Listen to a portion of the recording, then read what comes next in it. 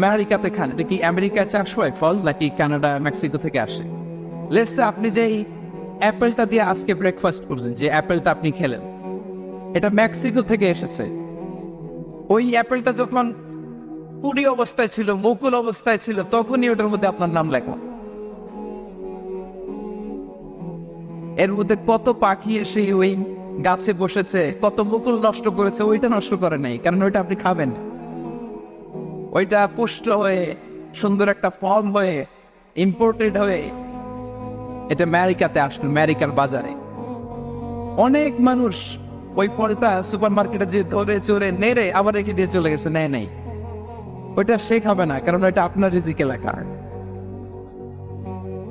ওই ফল আপনি নিয়ে আসলেন, বাসায় অনেকেই অ্যাপেল খাচ্ছে, কিন্তু ওই আপেলটা খাবে না, কারণ এটা কে খাবে? সুবহানাল্লাহ পড়তে পারলেন না মজা করে?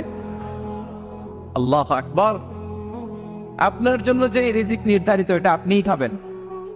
এর মধ্যে আপনি মরে যেতে পারতেন, বাসা থেকে অন্য কোথাও চলে যেতে পারতেন, কিন্তু না, মরবেনও না, অন্য কোথাও যাবেন